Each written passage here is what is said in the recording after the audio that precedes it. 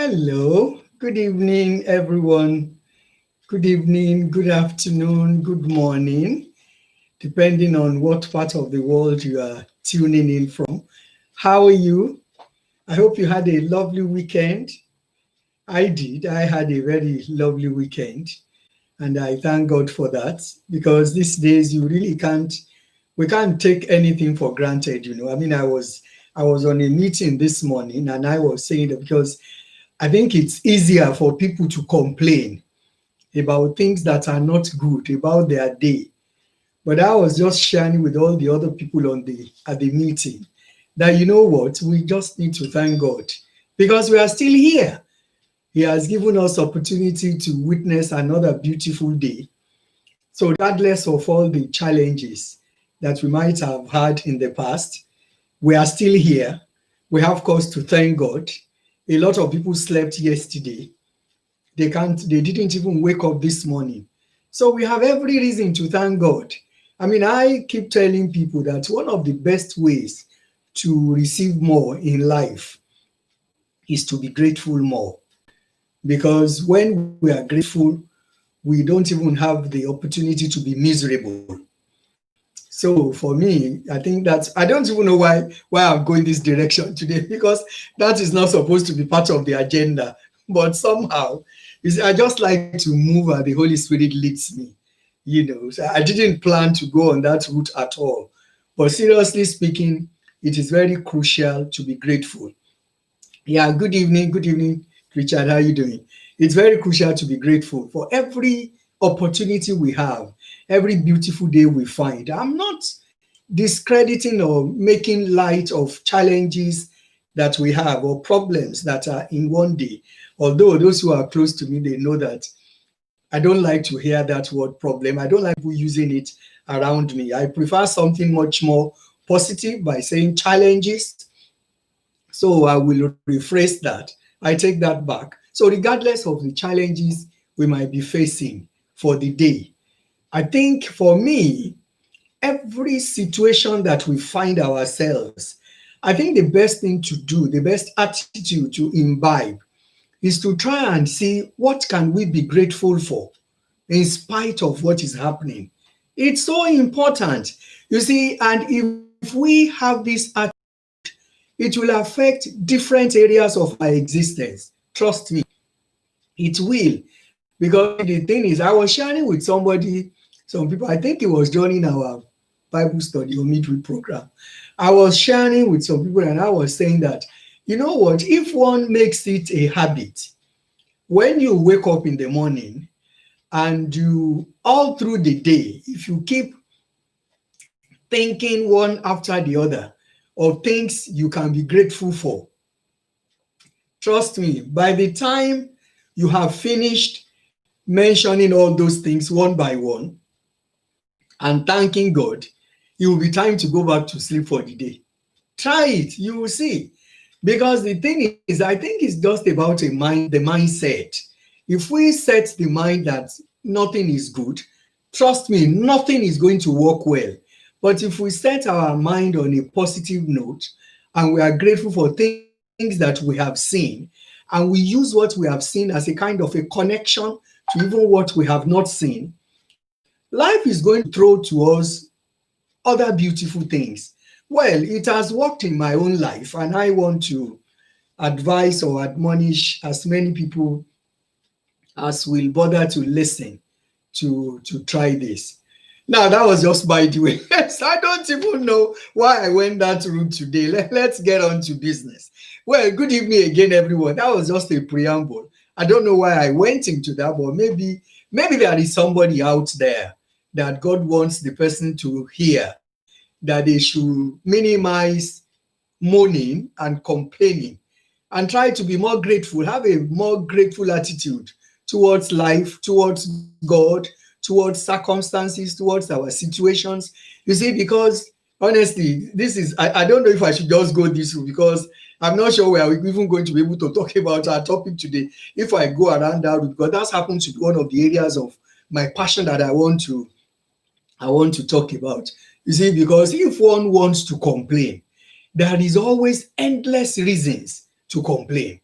And if one wants to be grateful, you see, when you are grateful, I'm not saying that what has happened is not challenging, or that it is not difficult, or that it is not negative. I know there might be things that are going on in our lives that are negative, that are not what we planned, that are not what we budgeted, or what we had any kind of provision for, or any arrangement. I mean, things that just came into our lives, caught us unawares, and not completely convenient or palatable. Good evening, my darling. How are you? Yes, so I know, I am aware things like that will happen. But like I said, you see, on one of our previous programs, I said to you that life generally is about 90% of what happens to us is about how we react to situations that we have. And then 10% of it is the situation itself, things that we cannot control. So if we spend our entire life and be exerting all our energy on 10% that we cannot control, it doesn't just make any sense. When there is a whole 90% of what we can do something about, what we can control, what we can manage, I think it just makes simple common sense for us to spend all our energy on that 90%, as opposed to stressing ourselves on the 10%. No, maybe there is somebody out there who needs to hear this today, that regardless of whatever is happening to us, we should try and look at the positive side. Because to be honest with you, whatever circumstances we find ourselves, there will always be something that we can be grateful for. I mean, I was in another meeting today, because I've had already about 2 Zoom meetings. They thank God for Zoom. And I was saying that, you know what? Even in this pandemic, there are things we can be grateful for. So many things. I mean, I was saying to, hello, good evening, my sister, how are you? I was saying to somebody that I want to use example. And you see, when I kind of counsel people, or I encourage people, I support people, I love to use real life experiences. I don't want to just use things I have learned in my textbooks or in counseling training or something. I want to talk about what people can relate to, what they can feel, what they can touch. So this morning I was just sharing, and I said that with our elderly people, for example, God bless them, all the elderly people that are service users in our project Feel Good centers. There are so many of them now who are able to operate the Zoom, who are now IT literate, who are now using computers. They can send emails, they can send text messages, they can send WhatsApp messages. They couldn't do this before COVID because they didn't have any reason to. For a lot of them, and I'm saying this without disrespect, I'm saying this respectfully to them, for a lot of them, they are just quite comfortable and satisfied with their landline. They really can't care less, because of course their landline does the job. So why do they need to bother themselves about using the mobile phone, or trying to see how do you send a text message, or trying to see how do you send a WhatsApp? How do you chat with people on WhatsApp? How do you chat with people on Facebook? How do you send messages on the internet? They couldn't be bothered. Not because they didn't want to, but they didn't have any reason to. Now, the COVID setting, and now by what people will call, maybe I bring some little humor, what people will call boss, they now don't have any alternative than to get moving with the times. Because you see, the irony of life is, if we don't move with the times will move past us. And before we know what is happening, we are left in the dark. We are in another age entirely. So right now, look at what is happening. A lot of our elderly people, they have been able to acquire so many skills that they didn't imagine they could be able to do in their entire lifetime, just because of the problem of pandemic that came on. So that is one thing to be grateful for. I know, I am aware there are so many problems, so many challenges, so many difficulties that has come in with the COVID. I know. My heart goes out to people who have lost many people who are close to me. I mean, I know quite a number of people that have lost, but even then, when I started to think about people who have lost, I want to thank God. All my elderly people at our Feel Good projects, we didn't lose any of them. And I have every cause to be grateful to God for that. You see, because we had one law, somebody died, one of them went on to be with the Lord, but it wasn't for COVID. It was for old age. He was well over 90 years. So we have cause to thank God. So if I continue to moan and say, hey, this is happening, that is that, there will always be something to complain about. But I have chosen but to be grateful. Because at the end of the day, our attitude is always a choice. What we decide to do. I mean, I was answering some questions yesterday when we were talking with the children during our Bible study, and they were asking about, can Satan make you commit sin? And I was saying, I think I have shared something similar on this program before. Nobody can make you do anything in life. Absolutely nobody has that right. We all have a choice. We choose to do what we want to do. People may influence us, people may advise, people may mount pressure.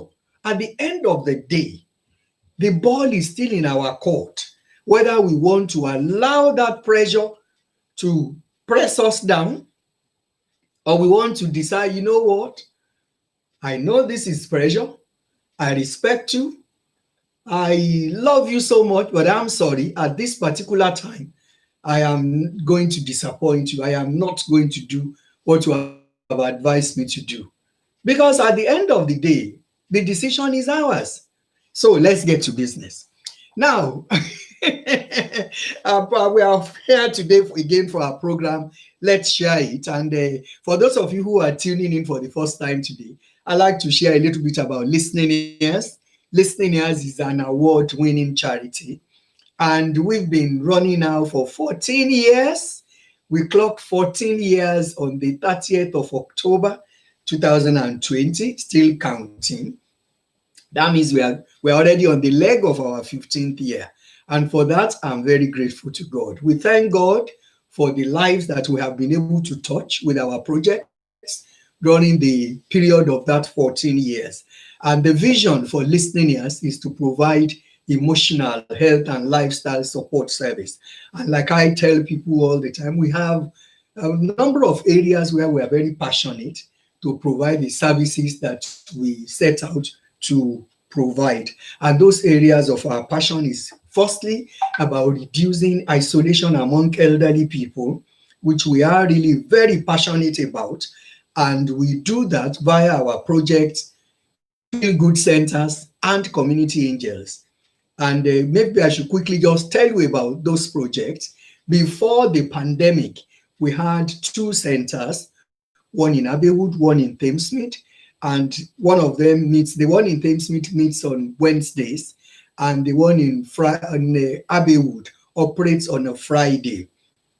Both of them are drop-in centers, and the purpose of setting up the centers is to create that space for elderly people to reduce isolation, come together, make new friends, have a cup of coffee, have a chat, have a cup of tea, eat some fruits and vegetables, have a nice sandwich or have nice lunch. Every once in a while, as and when we get funding, we provide a buffet. For those of you who had been following us and following all our programs before the pandemic, I'm sure you will have seen loads of all these activities while they were on. But if you haven't been following us, if you go on our website or on our YouTube, you will see lots of photographs and videos of all our activities. So like I said, the focus is to reduce isolation among elderly people. And then we have another project, which is a third one, also mainly for the elderly people. And we call that Community Angels, which is a befriending and outreach project. And what we do with that one is the service of supporting and reducing isolation. We take it to the homes of these elderly people. So what we do is we recruit volunteers and we DBS check them.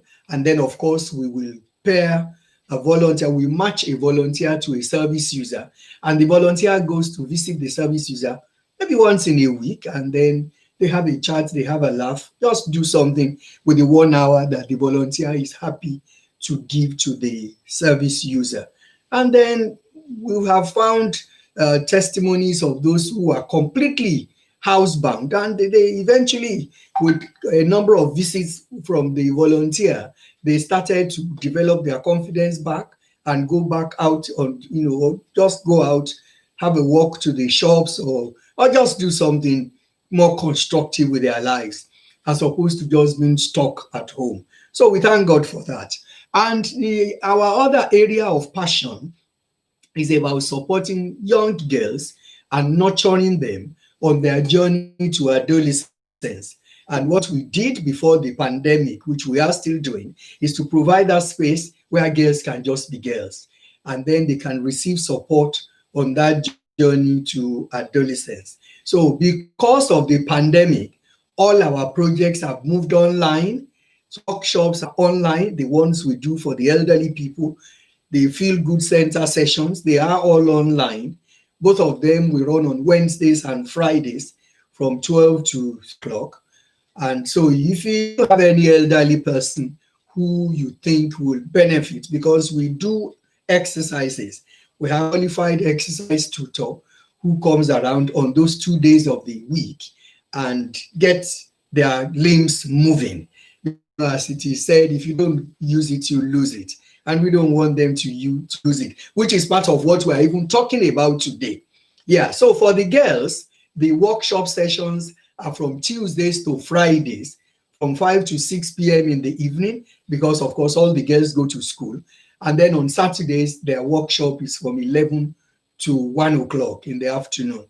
So if you have girls between the ages of 9 and 16, please run to rosebudcenter.org, and then you can download the application form, registration form, and then you can complete it for your daughter or for your niece or for your granddaughter or for your sister.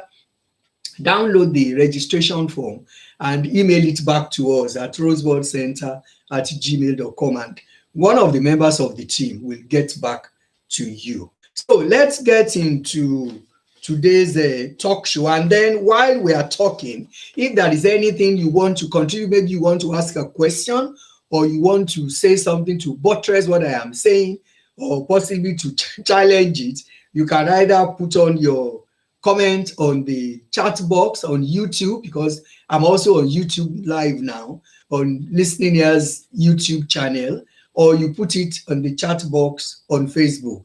I'll just be able to read out whatever your comments are. And if you want to make a phone call while the talk show is on, I'll give you the number. The number is 07554 655 695. I repeat, 07554 655 695. That's the number. You can call that number. You can WhatsApp it. That phone is right beside me here. So if you have any kind of a contribution you want to make, you are quite welcome. Thank you so much, my sister. I can see you joining in on Facebook. Yes, today we are going to talk about, thank you so much. I can see you. Thank you. Today we are going to talk about our legs. I posted a little promo on Facebook just before I came on air. I want us to talk about our leg today. We've had a lot of things we have spoken before about our well-being, because it's a part of the core of my own primary interest is about people's total well-being, which is also the core of Listening Ears. So we try to look at what will enhance our well-being. And as I've always said on this program every week, I tell you, I am not a doctor, I'm not a nurse, but I'm a well-being consultant. So I am very passionate about your wellness, about you being in control of your health and doing what you can on your own to make sure you enjoy and experience an improved lifestyle or health, as the case may be. So what I do for the purposes of this program is that when people bring certain issues to me, or when I come across issues, or when I come across some information, I go around to make a research around them so that we can share the information and then everybody can benefit. And like I said always, and like I always say, I'm still learning. So I'm very open to your suggestions, to your corrections, if they are constructive, and then of course so that I can learn more and you can, so we can just all continue to share and learn more. So I came across some information which actually got me thinking and got me to start to do some research, which I did about our legs. So, and I thought today we are going to look at that information. Yeah, the information was that when we are growing old, it is so crucial that our feet must always remain strong. Of course, I knew this, but I did it not in the context or not in the light of what I now discovered, if that makes sense. That's why I felt, you know what, this kind of knowledge or this kind of discovery, I cannot keep it to myself. It is very important that I share it, particularly because our talk show is called Let's Share It. So it's about sharing information that can help us to improve our health in whatever way. Now, when an average person, one of the things we mostly worry about is either our hair turning gray, or our skin that is sagging, or our skin that is being wrinkled. However, there are far more serious things that we need to worry about. And that is what I have brought to us to talk about today and to explore. Now, according to research, among the signs of longevity, strong leg muscles have been listed as top on the list. I was surprised when I saw that. And I thought, you know what, I need to look deeper into this and see exactly what is happening so I can see if there is any information that is very useful there. And then I can, of course, gather more information for my own personal knowledge. And then anytime I find anything like that, that I feel, oh, this is quite useful, I want to make sure I share it so that other people can also benefit from that information. Now, there was a study from the University of Copenhagen in Denmark, and it found that both old and young people, if for whatever reason, they are able to not to move around for 2 weeks, 2 consecutive weeks, if we cannot move around and we are just stationary in one position, that during those 2 weeks of inactivity, this will surprise you now, the leg muscles is weakened by a third. A third. It's unbelievable. It's so huge and a proportion, because that is equivalent to 40 to 50 years of age, which I found this needs to be checked out. You see, because we take so many things for granted. Let me be honest with you, a lot of things. And what gives me a lot of concern is the things that we take for granted about our health. So we take so many other things for granted, but the one that usually gives me concern, maybe because that is my area of work, is when we take things for granted about our health. And I think it is important to encourage people not to take things for granted about their health. So as the leg muscles weaken, it will take a very long time to recover, even if that person do rehabilitation later. You see, because if after all that time of inactivity, the person even tried to do some form of rehabilitation or some kind of a crash program of exercising, it will take such a long time to recover. So therefore, regular leg exercise is very important, because you see, the whole body pressure is on the legs. Now, there are some hints I'm going to give us today. And the first one is that the feet is the pillar of the burden of the human body. I repeat that. The feet is the pillar, the pillar upon which the human body stands. And then another thing I will let you understand today is that 50% of a person's bones and 50% of the muscles, they are in the 2 legs. Can you believe that? 50% of our bones and 50% of the muscles in our body, they are in our 2 legs. and the largest and strongest joints and bones of the human body, they are also in the legs. Isn't that amazing? Now, strong bones, muscles, and flexible joints from the iron triangle that carries the most important load of the human body are also there in the legs. Another information I want us to know tonight, or to share, those of you who already knew it, to remind you of, is that 70%, and I mean 70%, 70% of human activity and expenditure of our energy in our lives is done by our feet. 70% of the activities that we do, you know how we spend the energy of our body, is 70% of it is done by the feet. And there was something again I discovered. Did you know when somebody is a young person, I understand the bones of his thighs can actually support a car, a whole car. A young person can use the bones of their thighs to support a car. It's amazing, isn't it?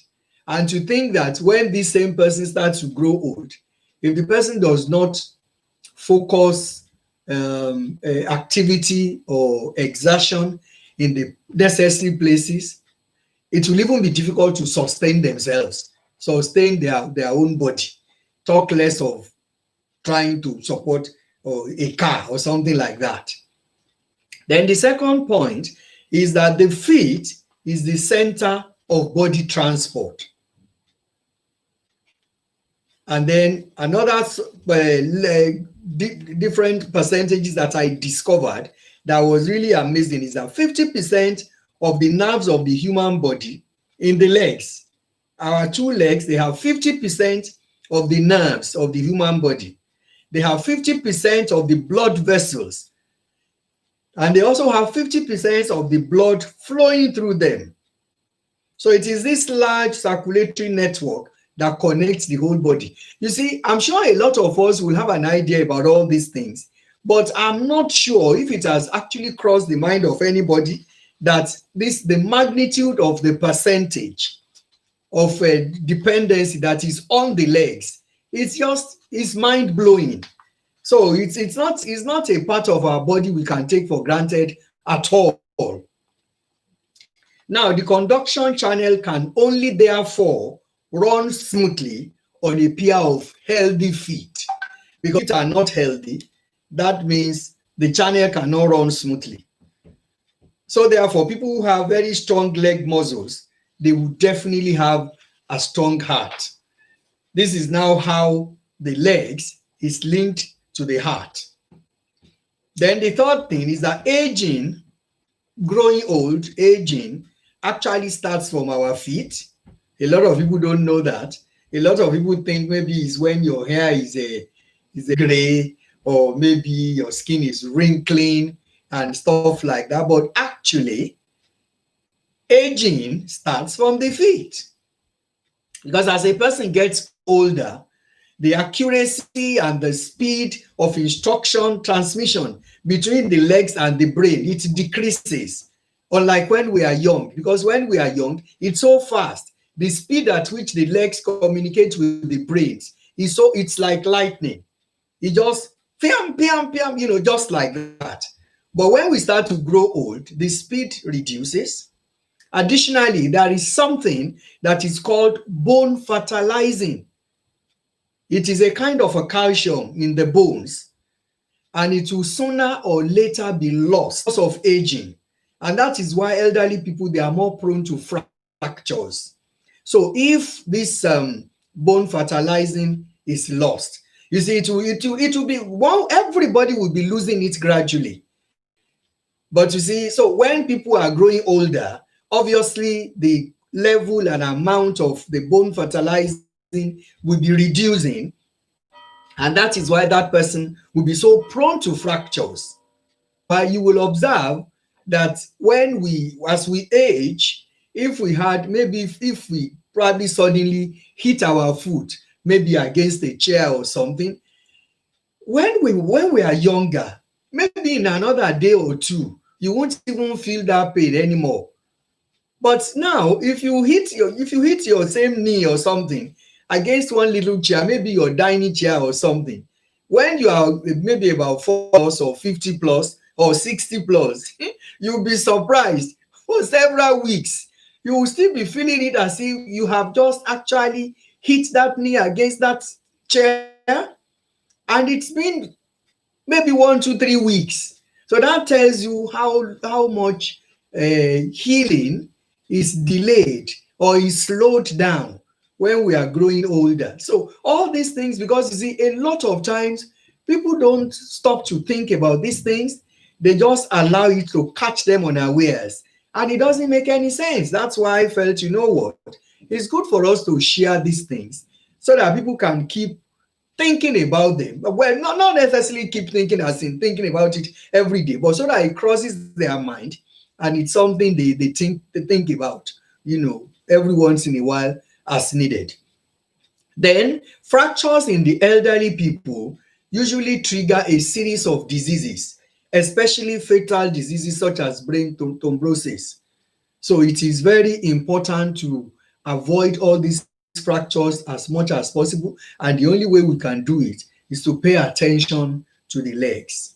Now, there is a new research that suggests that moving one's legs is very crucial for brain health. In fact, exercising leg muscles helps the brain to produce what is called new neurons. And the study goes on to suggest that these new neurons, it helps the progression of neurological and motor neuron, diseases, so that it can be reducing. But if these neurons are not produced when they should be produced, it is going to affect us adversely. But then when the leg is doing what it is supposed to do, then it enhances that production. And the link between the movement and the brain is now known to be a very strong one. For instance, we know that the brain's motor cortex sends signals to the spinal cord in order to get specific muscles to contract.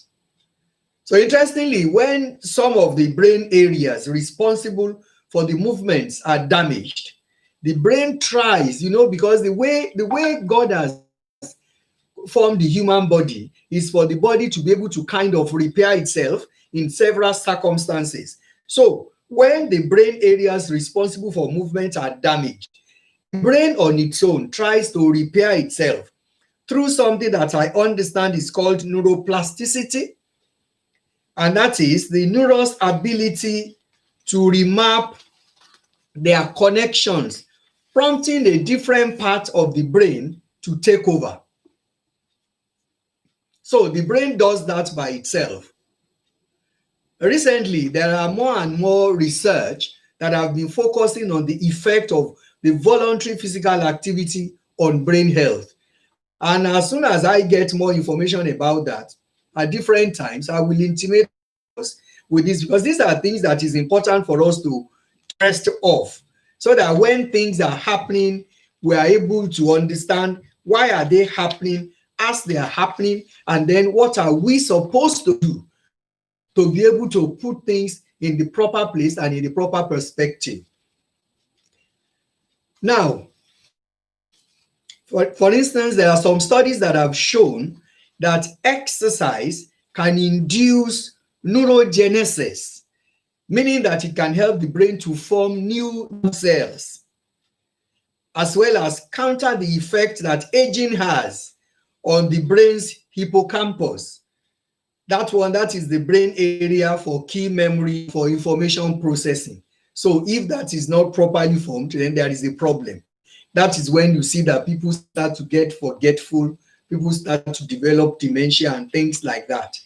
Now, a new study looks at the neural stem cells and how they are affected by reduced leg movement. So the neural stem cells are undifferentiated stem cells. They will go on to develop either into neurons or into other brain cells. So for me, the main takeaway from everything I've told you now is that leg exercise, particularly exercises that we will call weight-bearing exercises, they tell the brain to produce healthy neurons, which are key for our ability to cope with stress and even cope with life's changes. So what I'm going to do now to round up this information session today is that we're going to talk about different weight bearing exercises which we can use to strengthen the legs. You know, over the weeks during all these different editions of this program, we've spoken about exercises, the benefits of exercises to our general health. Today, the focus is actually on legs and the importance of having all those, the importance of exercising our legs. Because if we don't, if you can look through the relationship between our legs when they are healthy and our brain, and what happens when our legs are not healthy, and how it negatively affects our brains, then we will understand what I am talking about. So weight bearing exercises are the best for the legs, for the strength of our legs. And I'll just give you a list of a few weight bearing exercises that we can do. They are very simple ones. The first one apparently is dancing. Dancing is a very good weight bearing exercise, because you see, when you are dancing, your legs will have no choice than to carry the whole of your body, and then you are moving right, you are moving left, you are moving forward, you are moving backward. Maybe sometimes even if you are doing some break dancing, you know what I'm talking about. So dancing is a very good exercise for weight bearing. And then you see, dancing, you don't have to. It is interesting, because you see, all the things I have chosen today that we will look at as weight bearing exercises, there are things that are free, that doesn't even need to cost you money. I mean, everybody can log on to YouTube. Get on YouTube, whatever kind of music you like. If you like praise worship songs, put it on, for goodness sake, and keep on dancing to it. That's your exercise. If you like rock and roll, get it on Facebook. Whatever kind of music you like that is danceable, then you dance to it. And if you have opportunity to join maybe a line dancing is particularly good. Honestly, one of the things I am missing in these days of pandemic is my line dancing classes. I really miss it, because we can't get together as a group now. Because line dancing is beautiful. The funny thing about line dancing is that when you are doing it, you wouldn't even imagine that you are exerting yourself, because you just think you are having fun. But what I have discovered with line dancing is not, particularly when I discovered this research that I am sharing with us today. Line dancing is not only exercising your legs for your feet health, it's even exercising your brain. Because you see, with line dancing, for those of you who know about line dancing, who have participated in it before, with line dancing, you have to do a lot of coordination between your brain and your legs. Because otherwise, everybody will be going right, you'll be going left, and one will just look so completely out of tune. So you have to understand how it is done. And in understanding it, you have to coordinate your feet and your brains at the same time. So line dancing is particularly good. And even line dancing, you can check it out on YouTube. So you don't have to wait until we are done with pandemic.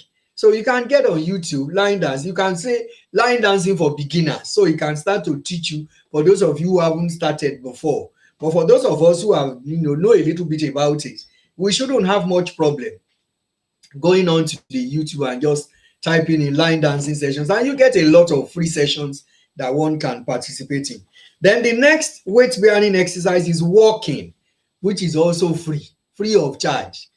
We can walk. We can just decide and map a route between our house and maybe a particular point, and just walk.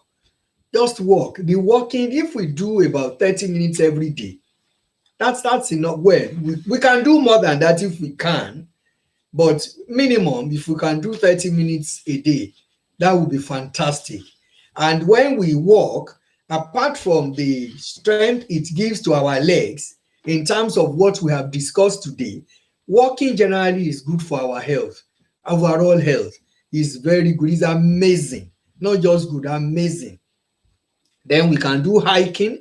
When you are hiking, you continue to use particularly your knees to keep going on and on. You can climb stairs. You know what? Talking about climbing stairs, I had a client at some point who she wanted to lose some weight, and she obviously she said she couldn't afford to go to the gym for two reasons. Number one, the finances weren't too great because she didn't really have a good job, and then of course she has just put to bed. So two different, you can't even consider going to the gym as an option. And here is somebody who wants to lose weight. So by the time I was doing one-to-one with her, and I made inquiries about where she lives, the structure of her house and all that, I discovered she lives in a three-story building. And I thought, what gym are you looking for again? That is already a gym in your house. So I encouraged this my client to start climbing the staircase for me every day. I told her to do it about 3 or 4 times every day religiously. And she was doing it for me. And by the time she came for her assessment, you won't believe it. In 6 months, you will not believe how much weight this client has lost. Just within 6 months, just going up a staircase. One of the other things that you will benefit is that you will have a clearer head. It is just so amazing. I mean, the benefits are endless. If we start to catalog them today, I'm sure we wouldn't finish this program. But there is a huge that is huge and huge benefits in walking, in climbing staircases. So if we don't live in a story building, we might just find a way we can climb staircases somewhere is very good. But if we are lucky, if we are blessed that our house where we live, we have staircases, even if it is only one flight of, just go up and down, up, and you can decide to go about 10 times. So just make sure you have what you about maybe 30, 50 flights, every day. If you can have up to 100, that would be nice. And if we do it on a regular basis, it's going to benefit us a lot. I can't, continue to emphasize how much benefit we are going to get if we do this staircase climbing. And then, of course, we can play tennis. For those of us who are, tennis is a very good game that we can play because it makes you run around a little bit. You have to run, you have to bend to pick your ball. We can play tennis, we can play badminton, we can play, what's this other one, and this other game? Squash racket. If we want, we can play that as well. Whatever allows us to run around. We can also play football. Football too is a very good one because you do a lot of running around. You do a lot of work with your legs. It's very important. So those are weightlifting, those are weight bearing, examples of weight bearing exercises that we can do, because that is the major way that we can actually improve our the health of our legs, so that we will not have all the challenges that I have enumerated initially. And then there are a few other weight bearing exercises I found when I was checking. I found we can squat.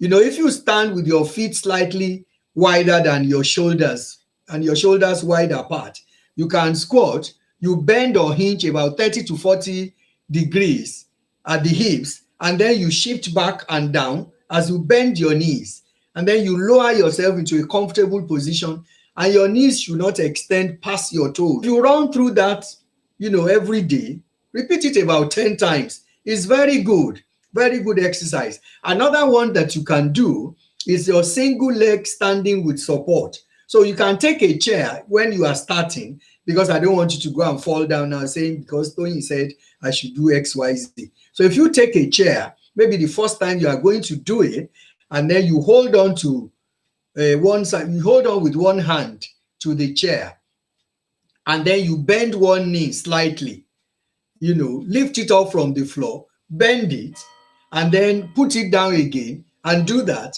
And then you change to the side of the other side of the chair, and you do it with the second leg. So after you have gotten comfortable with that, you can try without holding the chair, because that now, apart from you strengthening the muscles of your feet, that will also help you to even work on your balance. And balance is very important, particularly once we are getting to 50 years and above, because one of the key problems or challenges that people always have is that they are prone to falls. So if we continue, I mean, I'm so excited when we want to talk about exercises, because you see, the thing is, it's endless benefits. It's not just one single benefit. Because you see, you know what we were talking about today is about weight bearing to strengthen our legs. But then, because of the examples I am giving you, now we are looking at even strengthening your balance. And you see, when you strengthen your balance, it will not be easy to fall down. And then, if for whatever reason we trip, because our body has been used to exercising and practicing how to maintain our balance, it is easy for us to completely just, maybe I wouldn't want to say jump, because at some point you wouldn't be able to jump, but it's just easy to kind of get that balance. I'm struggling to see how I can explain what I'm talking about here, but I'm sure you understand what I'm trying to say. Because you see, if you are going to fall, maybe you tripped, because your body is already used to practicing balancing, then you wouldn't just fall down like that easily. But if your body is not used to it, your body will go into shock. Immediately that happens. And then what happens is, just discover you find yourself flat on the floor. So if we do this second one, then it's very helpful. And then the third example, we can stand with a study chair behind us, knees just in front of the seat. Then we bend at the knees and hips, slowly lowering ourselves to a sitting position. But we won't sit, we will pause. When we pause, then we stand up. We use that chair, we can use a chair with arms to be able to support us, give us some extra support. But we just bend, we bend as if we want to sit down, but you really wouldn't sit down, and then you come up again, and then you sit down again, and they come up again. I wish I can demonstrate it, but I'm sure you have an idea. And these examples I'm telling you, actually, if you want it, if you send me an email, I can email it to you, because I have a copy of the exercises, even with the pictures. Can you see it? So I have it to you if you want. If you send me an email to listeningearsuk@gmail.com, I can email it to you, or send me an email to help@listeningears.org. So the fourth one, you can stand up in front of a low step, your feet and shoulders wide apart. So a low step, you place one foot firmly on the step, and then you push through the heel, bringing the other foot onto the step. And then you slowly return one foot to the ground, and then the other. That again, you repeat it 10 times. And by the time you do that, you start getting used to it. I mean, even if you had these instructions in front of you, by the time you practice it the first time and the second time, you get so used to it. And you know, one other interesting thing about things like this is just to be creative and to be dynamic. Even all these instructions and advice I have given you, if you just take them as a kind of a guide, you have to be that. Because you see, at the end of the day, all of us are in different positions with our health, with our ability. So sometimes we get some instructions that are not really too convenient or not too easily doable. So it is about exploring how can we simplify it, and then we can at least be able to do whatever we need to do to be able to get the benefit out of it. So, but whatever instruction we have, if we just take that as a guide, and then we can try to now walk around that, and then we'll be able to achieve whatever we plan to achieve. And one is the position that is called forward lunge. You stand with your feet and shoulder wide apart, then you lift one foot and step forward, planting your foot firmly on the ground, and then you slowly shift your weight onto your front foot, lowering your body to a comfortable position, and then you return to starting position. So it's just about repeating this thing, and you do it about 10 times. By the time you do it about 10, all these things that I'm talking about, if you just do all these different ones, if you decide this is 1, 2, 3, 4, 5, if you decide to spend about 6 minutes on each one, that's already your 30 minutes for the day. And you see, if you do that, if you invest 30 minutes to strengthen your feet every day, trust me, you are strengthening your brain, you are strengthening the entirety of your body, and you are improving your general well-being. and then you are you are kind of prolonging your lifespan. Yeah, that's the word I'm looking for. You're also trying to prolong your lifespan, because if you remember what I said at the beginning when I started to talk to us, that if our feet, if we don't move, if we are stationary for about 2 weeks and we don't move, it is like reducing our capacity by 40 years. Even though that is a stationary position for 2 weeks, but what I want us to think about is that even if we are not completely stationary for 2 weeks, if gradually we are just not doing anything, there will be an accumulation of all those times of inactivity. So at the end of the day, it can still total up to look like the same as somebody who is totally inactive for the 2 weeks. So at the end of the day, we'll end up in the same place. So I want to believe that you must have gleaned a lot of information and knowledge from what I have shared with you today. And like I said, if you want a list of these weight bearing exercises, because they are I can email it to you if you send an email to help@listeningears.org or listeningearsuk@gmail.com or feelgoodcenters@gmail.com. You can send the email to any of those email addresses and request that you want a copy of the weight bearing exercises, and I'm going to send it to you. So I hope you have enjoyed today, and I want to seize this opportunity again to say a very big thank you to people who have signed up to become partners of Listening Ears Charity.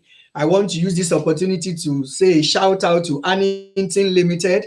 They've been our corporate sponsor now for this is the 3rd year running, and other organizations that are supporting us. I wouldn't have enough time to be mentioning people one by one, but I keep mentioning Annington because they gave us a minibus at the end of last year, which has hugely supported our service users, particularly during this pandemic, because we were able to make use of that minibus to go around to visit our service users to provide food parcels to them. So we are very grateful to Annington Limited. We are very grateful. We have lots of individual partners, people, you are lovely people out there who have signed on to become our monthly partners. And we are still looking for more partners because, you see, as a charity, all the work that we render in the community, we render all of them for free. And we appreciate donations all the time. So please, we are still looking for people to become partners. So if you want to become a partner, all it takes is to commit to giving us a donation every month, as little as £5. We are not, we won't, no amount is too small. We won't say no to your millions though. If you decide to give us $1 million, we will take it with gratitude. But seriously speaking, what we're asking for is for you to sign up to becoming a partner by committing to giving us £5 in a month. And then we are very grateful for that. So if you want to do that, you can head on to our website, listeningears.org. If you check on the website, our account details are there. You can also send us an email if you want us to send you the form to become a partner. We will send you the form. You can email us help@listeningears.org or listeningearsuk@gmail.com or feelgoodcenters@gmail.com. And I'll also want to remind all of you who have girls between the ages of 9 and 16 that our Rosebud Center is running online. All the workshops are done online. We run the workshops from Tuesday to Friday, 5 to 6 p.m. and then on Saturdays, 11 to 1. Saturdays, they do a lot of cooking and baking.